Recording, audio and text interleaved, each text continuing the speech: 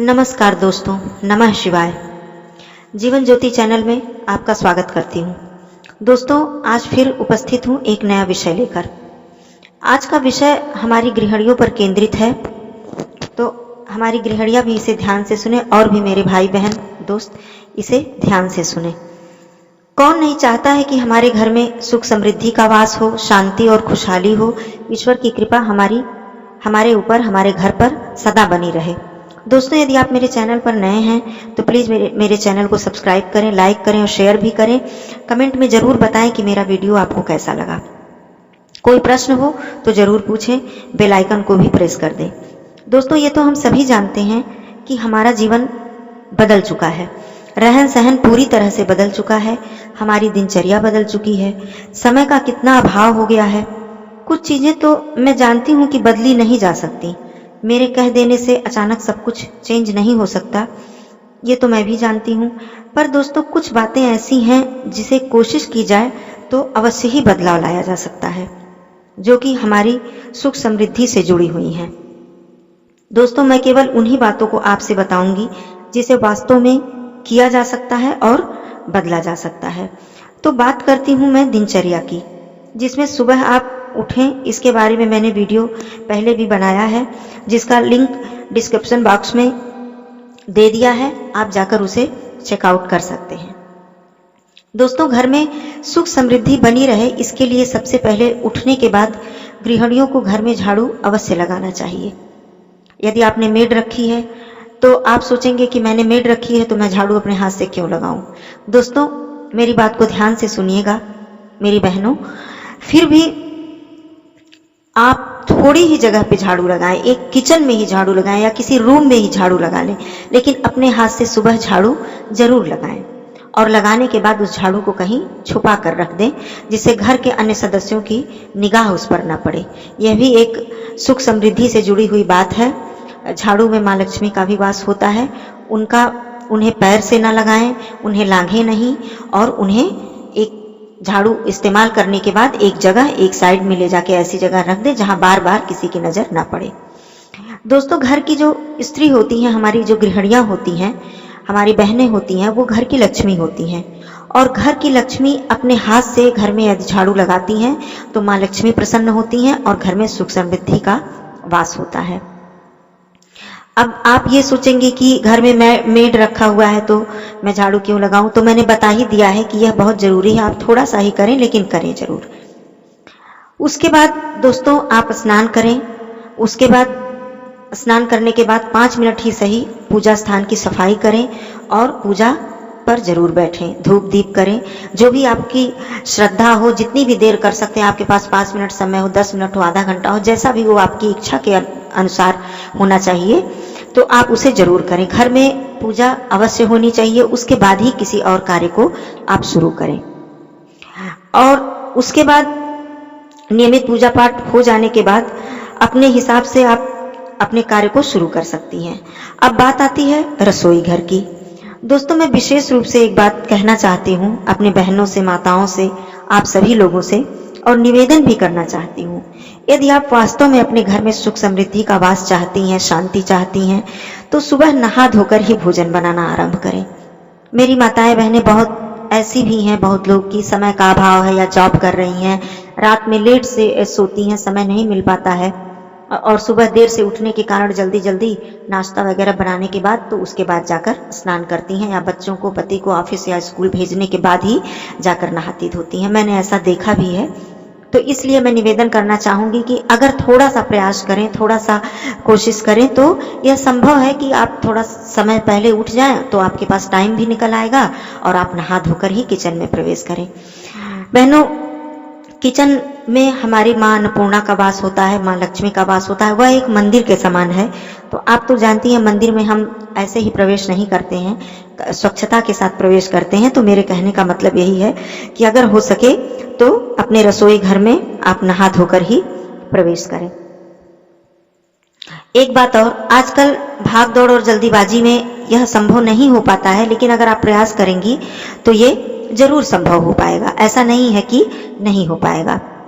उसके बाद मैं ये कहना चाहूंगी कि जब आप खाना बनाना या भोजन बनाना, नाश्ता बनाना शुरू करती हैं तो अक्सर ऐसा होता है, हम सबके साथ होता है कि हम रात में आटा वगैरह गूथा हुआ जो बचा हुआ होता है उसे हम फ्रिज में रख देते हैं कि सुबह उसे इस्तेमाल कर लेंगे। आप उसे इस्तेमाल करें, मैं ये नहीं कह रही हूँ कि आप उसे फेंक दें, करें, लेकिन जो पहला अन्न है, जो पहला भोजन है, चाहे आप रोटी पराठा या अन्न के रूप में कुछ भी बना रही हैं अपने गैस चूल्हे पे, तो जो पहला अनाज है उसे आप जूठा ना बनाएं कि रात का जो जूठा बचा हुआ, मतलब जूठा कहने का मतलब जो बचा हुआ रखा हुआ है वो साफ ही होता है, लेकिन एक तरह से इस्तेमाल किया हुआ होता है, तो इस वजह से मैं बोल रही हूँ उसे आप ना बनाएं। पहले चाहे आप थोड़ा सा ही, बहुत थोड़ी मात्रा में ही, चीजें बहुत छोटी छोटी हैं लेकिन कोशिश की जाए तो इतना मुश्किल भी नहीं है, उसे आप बना लें और अग्नि देवता को अर्पित कर दें, वहीं पे समर्पित कर दें कि अग्नि देवता ये आपका वो। उसके बाद आप बना सकती हैं जो रात का बचा हुआ आटा है या कुछ भी है उसे आप बना सकती हैं, कोई बात नहीं, लेकिन जहां तक कोशिश करें पहला भोजन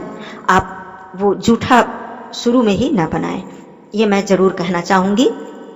दूसरी बात मैं ये कहना चाहूंगी, यदि हमारी जो बहनें गांव से जुड़ी हुई हैं, अपनी दादी नानी गांव से न भी जुड़ी हुई हैं, तो जिन्होंने अपने बुजुर्ग महिलाओं को, अपनी दादी नानी माओं को देखा हुआ है, तो अक्सर आपने देखा होगा कि पहले हमारी माताएं, हमारी दादियां किचन में घड़े या बाल्टी में पानी भरकर हमेशा रखा रहता था। सुबह सारा कार्य करने के बाद, नहाने के बाद, तो सबसे पहले किचन में पानी भर के रखती थी। यह एक सुख समृद्धि का कारक होता था दोस्तों। ऐसे ही कोई नियम जो हमारे बड़े बुजुर्ग ने बनाया है ऐसे ही नहीं बने थे, सबके पीछे एक बहुत बड़ा कारण होता था। अब तो ये भी चीजें बदल चुकी हैं, ऐसा होना संभव नहीं है क्योंकि अब जगह जगह पे टैप लग गए हैं, हम किचन में सिंक है हमारे, उसमें हम सारा काम करते हैं, तो पानी बाल्टी या घड़े में भर के रखने का तो कोई सवाल ही नहीं उठता है। तो ये मैं कह भी नहीं रही हूँ कि ऐसा करें, क्योंकि मैं जानती हूँ ये संभव नहीं है, लेकिन जो संभव है मैं वो आपको बताना चाहती हूँ दोस्तों। आप बाल्टी में नहीं रख सकती, लेकिन एक जग में, लोटे में, किसी भी बर्तन में, किसी भी पात्र में छोटे से आप गैस के पास, अपने चूल्हे के पास, किचन में किसी भी जगह आप एक लोटा पानी भरकर रख दें। उसे आप इस्तेमाल भी कर सकती हैं, ऐसा नहीं है, आप भरकर रख दें, वो आपकी सुख समृद्धि का कारक होता है। तो ऐसा करने से भी आपके घर में सुख समृद्धि का वास होगा। और ये चीज, नियम बहुत ही सोच समझकर बनाए गए हैं, इसको आप ऐसे ही मतलब हल्के में मत लें कि इसकी क्या जरूरत है। उसके बाद ये चीजें हो गई, आपने भोजन सफाई से बना लिया। भोजन बनाने के बाद आपने जब सब कार्य भोजन से संबंधित संपन्न कर लिया, तो जैसे बर्तन जो इकट्ठे होते हैं, यदि आपने काम वाली रखी है या नहीं रखी है, खुद से भी करना है, या अभी आपकी इच्छा नहीं हो रही है कि मैं अभी नहीं करूंगी, थोड़ी देर बाद, तो बर्तन को ऐसे ही, जो खाना खाने के बाद अन्न के दाने उसमें बर्तन में रह जाते हैं, उसे ऐसे ही सिंक में मत इकट्ठा कर दें। इसके पे ध्यान दीजिएगा मेरी बहनों, मेरे दोस्तों, आप ध्यान दीजिएगा कि ऐसे ही सारे जूठे सहित ही बर्तन इकट्ठा ना कर दें, उसको खंगाल के एक अलग बर्तन में रख लें, उसको नाली में ना बहने दें।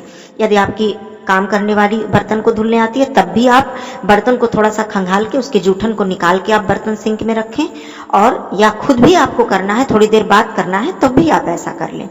और गैस चूल्हा जहां तक हो सके बहनों, उसे आप पोंछ लें, उसको साफ कर लें, उस पर ऐसे जूठा वगैरह ना पड़ा रहने दें।